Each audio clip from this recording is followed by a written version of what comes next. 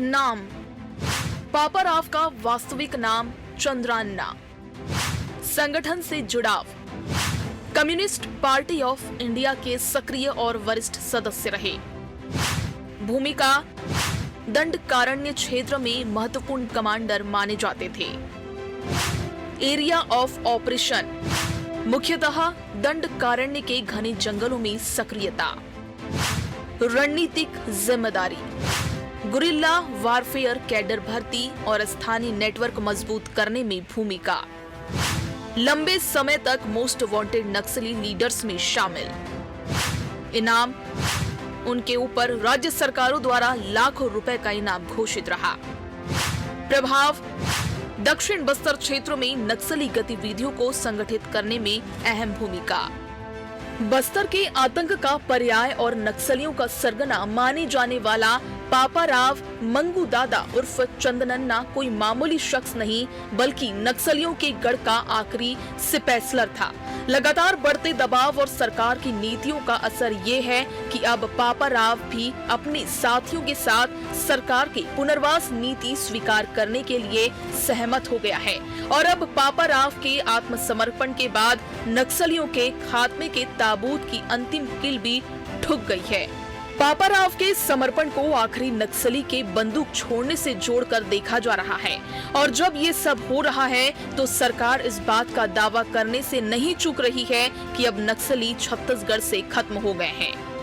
अंतिम DKZC level का जो नक्सल कमांडर था पापाराव, वो अपनी पूरी टीम के साथ आज पुनर्वास करने वाला है।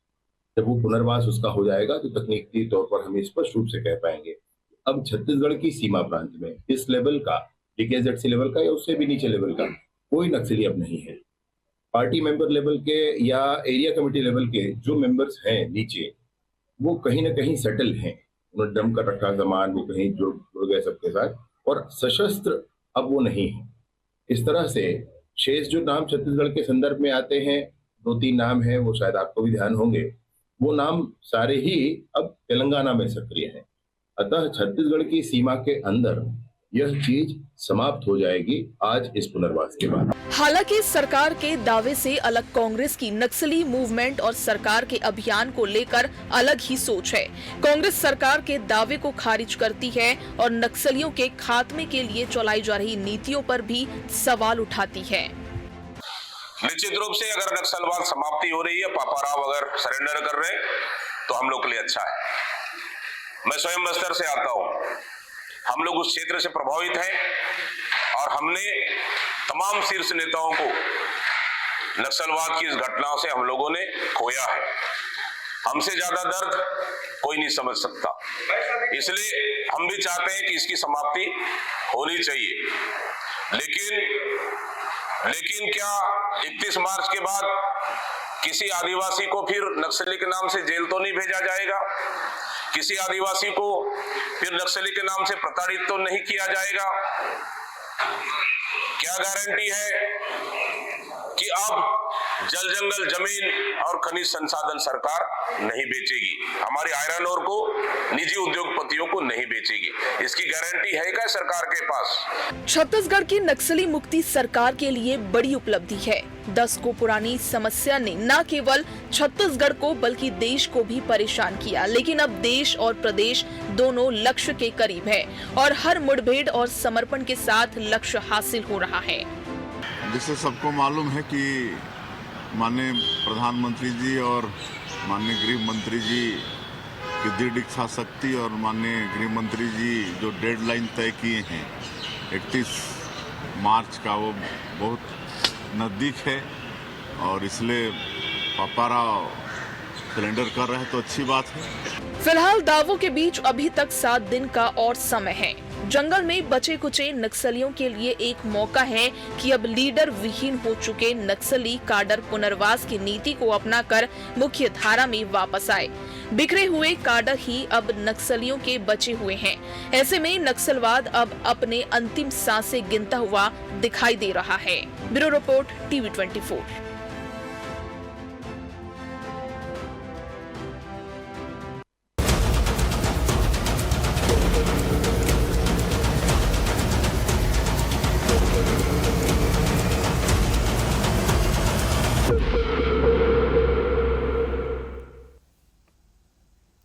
नमस्कार, मैं हूं मोहन तिवारी। आज के मुद्दे में आपका स्वागत है और आज का मुद्दा हमारा आधारित है उस बड़े कदम की ओर बढ़ते हुए छत्तीसगढ़ पर जिसने अब नक्सलवाद पर विजय हासिल कर ली है। जी हाँ, हम ये इसलिए कह रहे हैं क्योंकि आखिरी नक्सली लीडर ने भी अब बंदूक छोड़ दी है। कुछ लोगों को मार दिया गया तो कुछ लोगों ने पुनर्वास की नीति को अपना लिया और उसी में से एक नाम जिसे आखिरी नक्सली कहा जाता है वो पापाराव भी अब समर्पण कर चुके हैं। ऐसे में लग रहा है कि 31 मार्च की आखिरी डेडलाइन के पहले ही नक्सली छत्तीसगढ़ से बाहर जा चुके हैं या फिर छत्तीसगढ़ नक्सलियों से मुक्त हो चुका है। इसी पर आज चर्चा करेंगे। दावे में कितना दम है और क्या है इसके आगे की चुनौती, इस पर बात करने के लिए हमारे साथ जो मेहमान हैं हम उनका स्वागत करते हैं। तो सबसे पहले हमारे साथ मौजूद है हमारे स्टूडियो में बीजेपी का पक्ष रखने के लिए तौकीर रजा जी, बहुत स्वागत करेंगे आपका। इस पूरे मामले का राजनीतिक पक्ष और जो चुनौतियां सरकार के सामने हैं उन्हें विश्लेषण कर समझाएंगे वरिष्ठ पत्रकार और राजनीतिक विश्लेषक अनिरुद्ध दुबे जी, बहुत स्वागत है आपका। और कांग्रेस का पक्ष रखेंगे हमारे साथ मौजूद हैं अजय गंगवानी जी, बहुत स्वागत है आपका। तो तीनों मेहमान हमारे साथ मौजूद हैं और जैसा कि हमने बताया कि पापाराव वो नाम है जिनकी समर्पण के बाद कहा जा रहा है कि अब उस स्तर का, बड़े स्तर का कोई नक्सली बाकी नहीं है। बिखरे हुए कुछ कैडर जरूर होंगे, वो भी अब वापस आएंगे। अभी 7 दिन बाकी हैं। क्या इन दावों में कोई सच्चाई है? क्या ये सफलता है और इस पूरी सफलता को कैसे देखना चाहिए? पहले हम अनिरुद्ध जी से ही शुरू करते हैं क्योंकि नक्सल के मामलों को करीब से वो देखते रहे हैं, रिपोर्टिंग करते रहे हैं। अब ये समर्पण को ये माना जाए कि अब आखिरी नक्सली भी समर्पण कर चुका है क्या अनिरुद्ध जी? देखिए मोहन जी, आज जो है 24 मार्च है और 31 मार्च जो है डेडलाइन है और वो मतलब ये है कि टारगेट रखा गया, मतलब 7 दिन सिर्फ एक हफ्ता।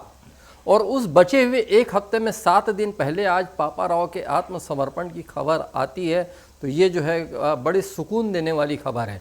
सुकून इसलिए क्योंकि नक्सलवाद के कारण जो है कोई भी मतलब ये हर कोई व्यथित ही रहता था। किसी को भी नक्सली घटना से कभी कोई खुशी हुई हो, प्रसन्नता हुई हो, ऐसा कोई पर्सन मैंने आज तक अपनी लाइफ में नहीं देखा। और दूसरी बात ये भी है मोहन जी की क्या है कि पापाराव आज सुबह से ही जो है व्हाट्सएप ग्रुप में जो है मीडिया के, हमारे आपके मीडिया के व्हाट्सएप ग्रुप में सुबह से ही खबर चलना शुरू हो गई थी कि पापाराव जो है सरेंडर करने जा रहा है। तो बिल्कुल हम लोग बिल्कुल इस चीज़ से वाकिफ़ थे कि आज कुछ बड़ा होने वाला है और अंततः शाम होते तक के एकदम क्लियर हो गया कि पापाराव ने आत्मसमर्पण कर दिया। और दूसरी बात ये देखिए कि 3 बहुत बड़े नाम चलते थे छत्तीसगढ़ में। वैसे तो कई बड़े नाम चलते थे लेकिन मैं 3 की बात कर लूँ तो माड़वी हिड़मा, बारसे देवा और पापाराव। आखिरी में जो है 2-3 महीनों में ये जो 3 नाम जो है 4-5 महीनों में भी कर लीजिए, बहुत बड़ा नाम था। तो हिड़मा की मौत के बारे में तो आप और मैं सब जानते हैं तो उस पर मैं नहीं जाऊंगा, लेकिन बारसे देवा और पापाराव के बारे में माना जा रहा था कि इनका आत्मसमर्पण बहुत कठिन है। लेकिन बारसे देवा ने जो है वहाँ पे दक्षिण क्षेत्र में जाके आत्मसमर्पण किया, यहाँ पे नहीं किया। जबकि हिड़मा और अपना बारसे देवा एक ही पुअर्ती गांव के थे तो उनके अपने एक समीकरण होंगे। प्रश्न ये उठ रहा था कि पापाराव कहाँ करेगा, लेकिन पापाराव ने छत्तीसगढ़ में किया। और जहाँ तक कि जो है एक बहुत बड़ा नक्सली लीडर पापाराव, मतलब किसी जब कोई बड़ा नक्सली लीडर, नामी लीडर और जिसके लाखों का इनाम हो, लाखों में मतलब बड़े उस पर, तो अगर कहीं ऐसी स्थिति में जो है अगर कहीं उसका समर्पण होता है तो एक वो अपने आप में बहुत बड़ी बात है। और दूसरी बात यह है कि विजय शर्मा जी ने कहा भी कि जो है सशस्त्र नक्सलवाद जो है करीब करीब नहीं के बराबर रह गया है। और इसकी मिसाल अभी जो विधानसभा का बजट सत्र चल रहा था तो ऐसे कितने ही नक्सली जो है उस बजट सत्र में आए। और मोहन जी, अंतिम बात आपके मन में भी उठता रहा होगा, मेरे मन में भी उठता रहा, अजय गंगवानी जी के भी मन में उठता रहा होगा, तौकीर भाई के भी, कि जो ये नक्सली जो लीडर हैं आखिर होते कैसे हैं और किस तरीके की उनकी लाइफ होती होगी, जीवन होता होगा। तो आप गौर कीजिए कि जो बड़े जितने नक्सली लीडर हैं बहुत ही नपे तुले शब्दों में बात करते हैं, बट अब बड़े मैच्योर किस्म के और परिपक्व किस्म के लोग रहे तो उनकी उस बुद्धिमत्ता से अंदाज लगाइए कि नक्सलवाद की जड़ें कितनी गहरी रही होगी। बिल्कुल, चलिए, जड़ें तो गहरी थी पर वो जड़ें अब उखड़ गई हैं और यही छत्तीसगढ़ के लिए हर्ष का विषय है। लेकिन श्रेय की लड़ाई भी इसके साथ शुरू हो गई है। तो जो दावे किए जा रहे हैं उस पर पहले विपक्ष का हम पक्ष जान लेते हैं, फिर जवाब लेंगे तौकीर रजा जी से। गंगवानी जी, ये तो वही बात हो गई, जो कहा वो किया, इसे बाद में भुनाएंगे भी, दावे भी करेंगे। हालांकि छत्तीसगढ़ के लिए अच्छी बात है, लेकिन राजनीतिक रूप से एक तमगा जरूर बीजेपी के छाती में जड़ गया है। देखिए मोहन जी, ये पूरा लगातार शायद सरकार पिछले 2.5 साल से नक्सलवाद के नाम पे क्रेडिट लेने की राजनीति कर रही है। पूरी तरह से एक पब्लिसिटी स्टंट बनाया जा रहा है, एक पॉलिटिकल प्रोपेगेंडा उनकी द्वारा गढ़ा जा रहा है। महत्वपूर्ण बात है कि भूपेश सरकार ने 5 सालों तक विश्वास, विकास, सुरक्षा को लेकर काम किया, जिसका नतीजा था कि माननीय गृह मंत्री अमित शाह जी 23 अगस्त 2022 को मोहन जब रायपुर आए, सार्वजनिक मंच पर उन्होंने स्वीकार किया कि कांग्रेस की भूपेश सरकार नक्सलवाद के खिलाफ जोरदार लड़ाई लड़ रही है, नक्सलवाद बैकफुट पे है। उसके बाद दिसंबर 2022 में केंद्रीय गृह राज्य मंत्री नित्यानंद राय ने, आज वो भी इन्होंने स्पष्ट रूप से कहा कि 2018 से दिसंबर 2022 कांग्रेस की 4 सालों के कार्यकाल में नक्सलवाद में 36% की कमी और नक्सली घटनाओं के कारण आम आदमी की शहादत में 60% की कमी आई। ये दोनों बयान भारतीय जनता पार्टी के बयान है। कांग्रेस सरकार ने लगातार ईमानदारी पूर्वक काम किया, लेकिन क्रेडिट लेने की राजनीति नहीं की। आज भूपेश सरकार ने जो बीज बोए उसका फल आज शायद सरकार लेने के बाद जो है क्रेडिट लेने की राजनीति कर रही है। दूसरी महत्वपूर्ण बात है, आज 31 मार्च को समाप्ति का राजनीतिक दावा कर रहे हैं। क्या तौकीर रजा भाजपा के वरिष्ठ प्रवक्ता है, चैनल पे आज इस बात की घोषणा करेंगे कि 31 मार्च के बाद कोई भी नक्सली घटना नहीं होगी, कोई निर्दोष आदिवासी नहीं मारा जाएगा, कोई महिला जो है विधवा नहीं होगी, कोई बच्चा अनाथ नहीं होगा। ये सिर्फ राजनीतिक प्रोपेगेंडा की बात है। दूसरी महत्वपूर्ण बात है, अनिल दुबे जी वरिष्ठ पत्रकार है, बहुत बारीक विश्लेषण किया। मैं एक बात अंडरलाइन कर दूं आपके चैनल पे, नक्सली जो है, नक्सलवाद जो है एक सोच है, एक विचारधारा है, जिसको जड़ता समाप्त करने के लिए आज उनको मूल जो है समाज से जोड़ने की विचारधारा की आवश्यकता है। किसी सशस्त्र नक्सल के समर्पण से ये समाप्ति नहीं होगी। दूसरी महत्वपूर्ण बात है, कुछ दिन पहले मोहन जी, आप भी वरिष्ठ पत्रकार हैं, रायपुर राजधानी में जहां मुख्यमंत्री है, जहां गृह मंत्री है, जहां इंटेलिजेंस है, एक नक्सली दंपत्ति पकड़ाता है जो लगातार नक्सली सूचनाएं जो है वो बेचता रहता है। एक महिला डीएसपी पकड़ाती है जो खुफिया जानकारी जो है वो उनके साथ शेयर करती है। तो क्या ये शायद की विफलता नहीं? दूसरी महत्वपूर्ण बात है, ये 2.5 साल में दावा करें मोहन जी कि नक्सलवाद जड़ से समाप्त हो जाएगा। भैया 2003 से 2018 15 साल आपकी सरकार है मोहन जी, 2014 से 2018 आपकी डबल नी की सरकार, केंद्र में मोदी की सरकार, यहाँ रमन सरकार, 4 साल का भरपूर समय मिला। क्या आपने ईमानदारी पूर्वक प्रयास किए? आप खत्म करने की बात तो छोड़िए, 2003 में मोहन जी नक्सलवाद जो था सुदूर दक्षिण के 3 ब्लॉक तक था। रमन सरकार ने खाद पानी देके 14 लोग तक पहुंचाया। जो नक्सली विशेषज्ञ थे केपीएस गिल, उसको रमन सिंह कहते हैं, वेतन और मौज करो। आपके जगत पुजारा 10 साल तक नक्सल को सामान सप्लाई करते पकड़ाते। दूसरी आखिरी महत्वपूर्ण अंडरलाइन कर दूं, आप नक्सलवाद की लड़ाई के पीछे आपकी नियति थी, मंशा क्या है? बेलुला 1A 1B जो खदान है, अपने आर्सेनल मित्र पूंजीपति मित्र को 50 साल के लिए सौंपते हैं। जो बेलुला 1C है वो रुंगटा स्टील को, कांगेर के हालती खदान सागर स्टोन को, 4 खदाने आप पूंजीपति मित्रों को सौंप रहे हैं। मतलब नक्सलवाद की समाप्ति के पीछे आपकी नियति थी, जो मंशा है वो आदिवासी हित नहीं है। आपके जो बस्तर के संसाधन है, बस्तर की संपत्ति है, बस्तर की खदाने हैं, ये अपने पूंजीपति उद्योग मित्रों को सौंपने की साजिश करते हैं। काफी सवाल हो जाएंगे, ऐसे में हम जवाब भी नहीं ले पाएंगे, तो काफी लंबी चौड़ी लिस्ट गिना दी है गंगवानी जी ने। मूल रूप से ये कि क्या नक्सली अब खत्म हो गए हैं, कोई वारदात होगी नहीं, और इस बात का एश्योरेंस करेंगे क्या कि भाई अब बस्तर में कोई भी आ जा सकता है, कोई खतरे की बात नहीं। आप सभी को, आपके दर्शकों को मेरा नमस्कार। मैं बड़े धैर्य से गंगवानी जी की बात सुन रहा था, तो मैं भी आशा करता हूं कि वैसी मेरी बात धैर्य सुनेंगे। देखिए, मैं शेर से एक जरूर शुरुआत करना चाहूँगा, बहुत अच्छा शेर है। अंधेरों में सफ़र तय किया है, उजाले नहीं देखे। भाई साहब, अंधेरों में सफ़र तय किया है, उजाले नहीं देखे, ऐसे दिन भी गुजारे हैं, निवाले नहीं देखे। सब देखते हैं सर पर मेरे ताज की रौनक, लेकिन किसी ने मेरे पाँव के छाले नहीं देखे। ये भारतीय जनता पार्टी की जो आज मेहनत है, यहां तक लाई है और इच्छा शक्ति है, और ये जो है भ्रष्टाचार बनाम निश्चय की बात है। हमने निश्चय किया कि समाप्त कर देंगे, और ये समाप्ति की ओर है। इसका स्वागत सबको चौं ओर हो रहा है, आपको भी करना चाहिए। ये नतीजा है आपकी। आप अभी बात कर रहे थे अजय भाई की, इनकी 5 वर्ष इनकी सरकार है भूपेश बघेल की, और इनके समय में कोई बड़ी नक्सली घटना नहीं। कहां से होती साहब? पोषित तो आपके समय से होता आ रहा है, सबने जानते हैं। 1967 से निकला हुआ कांग्रेस सरकार का नासूर था, उसको खत्म किया जा सकता था वहीं नक्सलवाड़ी से। आपने कभी खत्म नहीं किया। और विभिन्न राज्यों से, मैंने पहले भी कहा इस चैनल में, अभी फिर से कहता हूं, इतने जो राज्यों में जो वहां से फैला, वो आपके समय से फैला। जहां जहां आपकी सरकार रही, वहां आपको जो नासुर बढ़ता चला गया। आपने क्यों इच्छा शक्ति नहीं दिखाई भाई साहब कभी खत्म करने की? हमारी सरकार ने मात्र 2 वर्षों में अगर खत्म करने की जो एक डेट निश्चित करी, तारीख निश्चित करी, वो करके दिखा रही, तो ये उपलब्धि है। और उसका नतीजा है कि आखिरी जो नक्सली है वो सरेंडर करने जा रहा है। और ये भारतीय जनता पार्टी की रीति और नीति के कारण ही हो रहा है। उसके कारण से आज वो नक्सली सरेंडर कर रहे हैं। आप अंदाज लगा लीजिए, सरेंडर जो नक्सली है, जो मुख्य धारा में जो वापसी आ रहा है, 2871 नक्सली अभी तक सरेंडर कर चुके हैं मात्र 2 वर्षों में। यह हमारी उपलब्धि है भाई साहब। आपने क्या किया जरा बताइए, कितने सरेंडर आपके समय में किया? अगर आप बताते हैं कि भूपेश बघेल की सरकार ने किया, सरेंडर किए क्या? कोई ऐसी नीति बनाए या आपने कोई ऐसा अभियान चलाया, जरा वो भी बता दीजिए कि हमने जिस प्रकार से 535 नक्सली अभी तक मार गिराए हैं, ये हमारी उपलब्धि है भाई साहब। और जो गिरफ्तार किए हम लोग ने, वो नक्सली जो है 2037 अब तक मात्र 2 वर्षों में गिरफ्तार दी, ये हमारी उपलब्धि है। और आप बात करते हैं कि पूर्ववर्ती भारतीय जनता पार्टी की सरकार 2003 से 2018 तक थी, कभी समाप्ति की ओर नहीं की है। और उसके लिए अब उद्योग की बात करते हैं साहब, सरगुजा से किसने समाप्त किया? जरा आप बताइए ना, जरा पूछिए, जरा इतिहास निकाल के पढ़िए।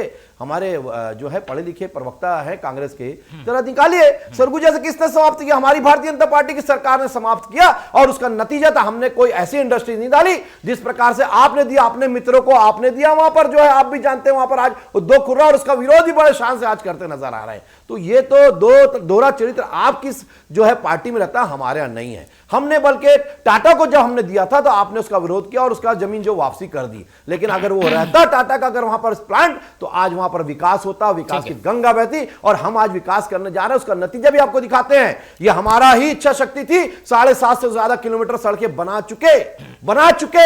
ये उपलब्धि हमारी है। आपने तो भ्रष्टाचार अभी निकला है कि आपके समय का टेंडर, रोड नहीं बनी, कागजों में रोड बनी हुई है, अभी पेपर में निकल के आ रहा है। वैसे क्या माने खत्म हुआ कि नहीं? अब मान लें कि खत्म, यहां से घोषणा हो गई है, वो बार बार चुनौती दे रहे हैं कि आप घोषणा करिए। देखिए अभी अभी पापा राव का जो है गिरफ्तार सरेंडर कर रहे हैं। और अभी आए, उसके बाद हम लोग जो है उसके पूरे आंकड़े निकाल के, अभी 31 मार्च में 7 दिन है, पूरा 1 हफ्ता है, तो अभी हम उसको निकाल के घोषणा विधिवत होगी 31 मार्च का जो टारगेट है। क्या ये इच्छा शक्ति नहीं दिखाती कि 99% नक्सली खत्म हो गए? और अगर 7 दिन में वो भी जो बच्चे खुचे वो भी आकर सरेंडर कर देंगे, तो ये उपलब्धि भारतीय जनता पार्टी की नहीं है। और उसका श्रेय क्या लेना नहीं चाहिए? जो नासूर नक्सलवाद का था, जो हमारे जवान जो शहीद हो गए, खून से सने हुए रहते थे, क्या वो नासूर को खत्म करने का श्रेय भारतीय जनता पार्टी को नहीं जाएगा? बिल्कुल कोई राजनीतिक दल कोई कदम उठाता है और हक लेना चाहिए, कोई बुराई नहीं है। और उसको सब वाहवाही कर रहे हैं, सबको तारीफ करना चाहिए। आपके नेता भी खत्म हुए, आपकी बड़ी खत्म हो गई, आपको भी इसका जो है स्वागत करना चाहिए। जी आ गई बात, आ गई। ये अब स्थिति जो बनी हुई है, इसको क्या माना जाए? श्रेय की लड़ाई में कहीं ये चीजें छूट ना जाए जिनको ठोस काम कहा जाता है, जो कि आधार के रूप में अब नक्सलवाद खत्म होने के समय करना जरूरी है। कहीं ये राजनीतिक लड़ाई में छूट तो नहीं जाएगा? देखिए मोहन जी, थोड़ा सा समय दीजिएगा मेरे को बोलने का, जी, क्योंकि ये विषय बड़ा गंभीर है।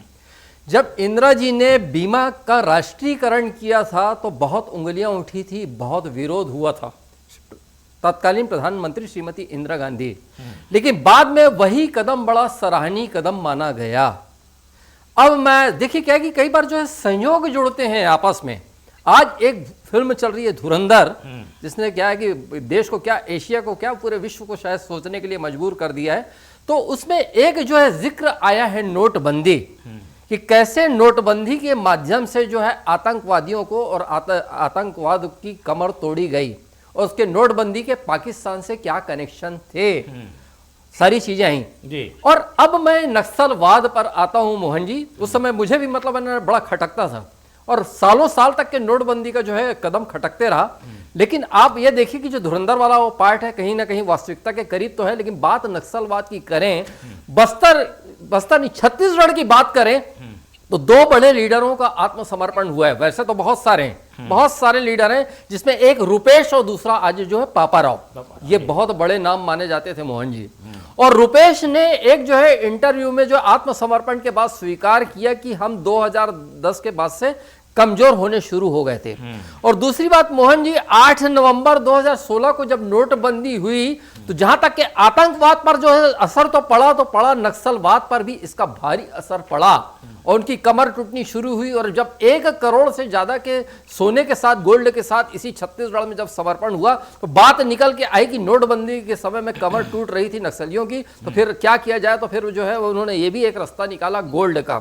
और दूसरी बात, आखिरी बात मोहन जी, जो है थोड़ा सा 3-4 लाइन और लूंगा मैं, और 2 मिनट और लूंगा मैं।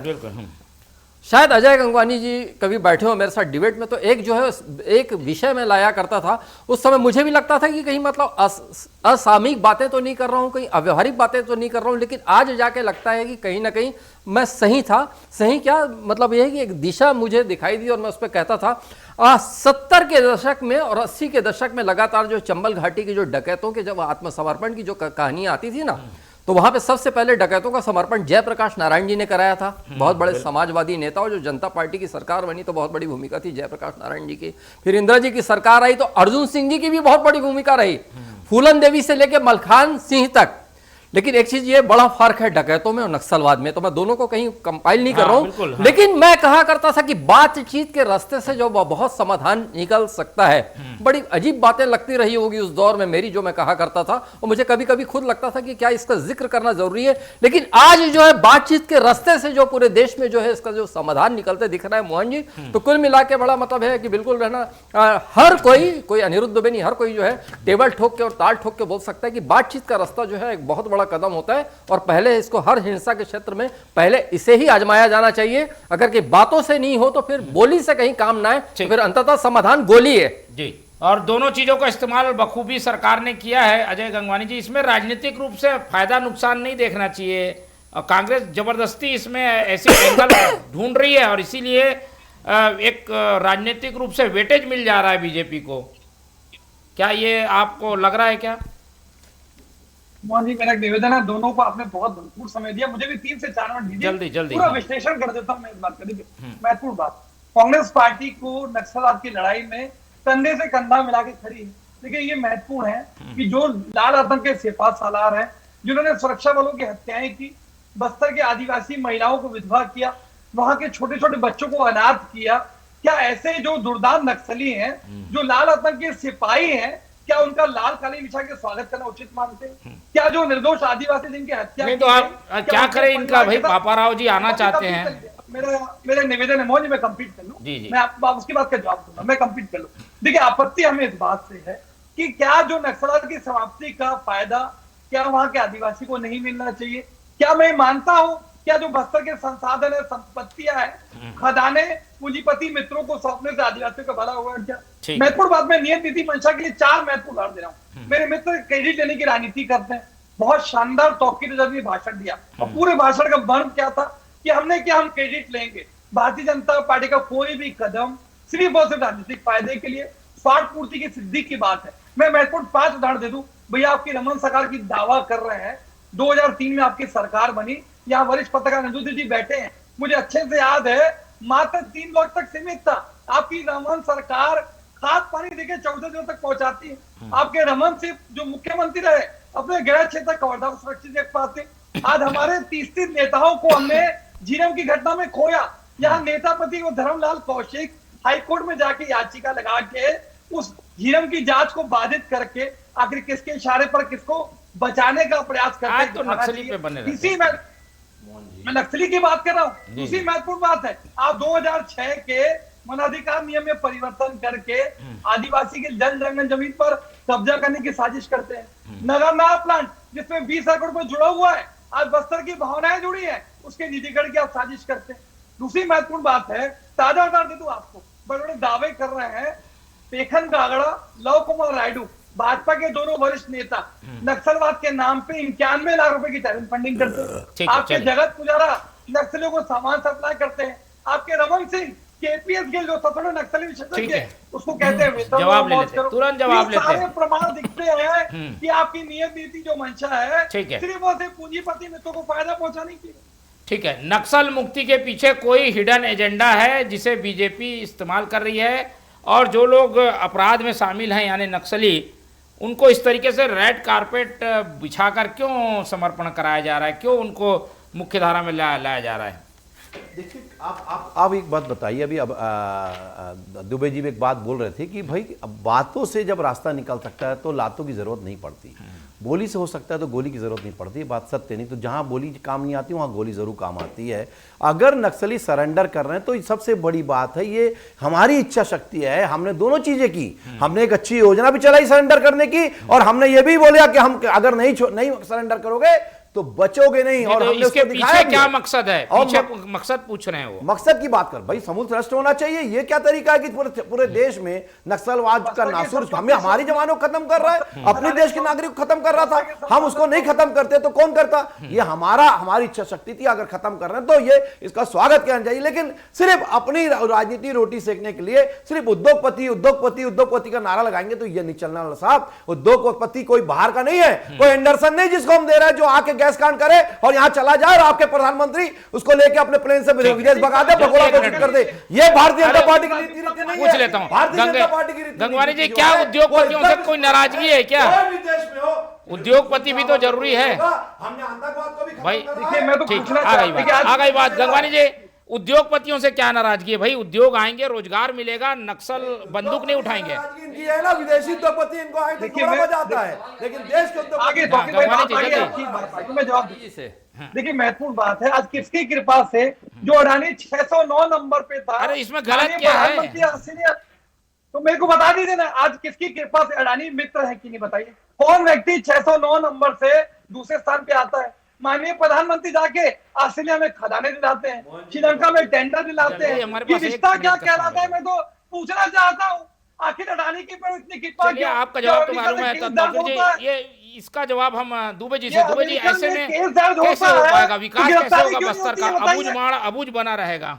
एक देखिए, इसमें जहां तक के देखिएगा कि नंदीग्राम से जब बंगाल में वहां पे उद्योग को रोका गया तो वहां पे जो है बहुत तकलीफ है, बहुत दुख है। तो दूसरी बात यहाँ पे भी देखिए कि उद्योग जो है कहीं कुछ लगता है, मतलब है कि विकास की कीमत पे लगता है और पूरा सब कुछ नष्ट हो जाता है, ऐसा कोई वो नहीं है। तो दूसरी बात है, गंगवानी जी की जो एक लाइन थी कि यहाँ पे हत्यारों को जो आत्मसमर्पण वाली बात की, तो भैया आपके अर्जुन सिंह जी के समय में जो डकैत जिनका आत्मसमर्पण हुआ था वो भी तो गोलियों से लोगों को भून रहे थे। तो वो ऐसा नहीं है, अर्जुन सिंह जी का भी प्रयास सराहनीय था, इंदिरा जी का भी प्रयास सराहनीय था। अगर कहीं ये सरकार में भी समर्पण हो रहा है गंगवानी जी, तो ये भी प्रयास सराहनीय है, तो इसका कहीं कोई दिक्कत नहीं है।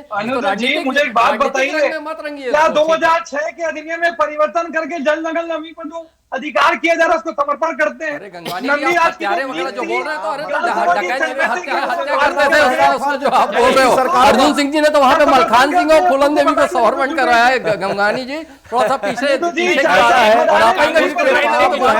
भटक गए आप लोग, जो है बस गिरबान भटक गए गंगवानी जी। हम अगर काम करेंगे तो विकास के मॉडल पे काम हो रहा है, कांग्रेस आने वाले दिनों में अपनी लाइन लेकर चलेगी, लोकल से वोकल बनेंगे, ये भी निश्चय है। और हम लोग बाकायदा उस लोकल को वोकल करके दिखाएंगे बस्तर को, ये बड़ी बात होगी। ठीक है, चलिए, अभी तो ये लाइन लेकर कांग्रेस चल रही है, समय के साथ वो लाइन बदलेगी भी और विकास बस्तर में हो, ये सब चाहते हैं। कांग्रेस भी चाहती है, बीजेपी भी चाहती है, हम भी चाहते हैं, और नक्सलवाद खत्म हो, ये सबकी इच्छा है। ऐसे में राजनीतिक रूप से अलग अलग लाइनें जो आ रही हैं, अलग अलग दलीलें जो आ रही हैं, वो समय के साथ बदलेंगी। इस उम्मीद के साथ चर्चा यहीं खत्म करते हैं। तौकीर रजा जी हमारे साथ जुड़े, उनका धन्यवाद। अनिल दुबे जी ने समय दिया, उनका धन्यवाद। गंगवानी जी हमारे साथ बने रहे, उनका बहुत बहुत धन्यवाद। तो तीनों मेहमानों को धन्यवाद कहते हुए आज की चर्चा यहीं खत्म करते हैं और आप लोग से रखते हैं उम्मीद कि आप लोग देखते रहेंगे TV24। रखिए अपना बहुत ख्याल। नमस्कार।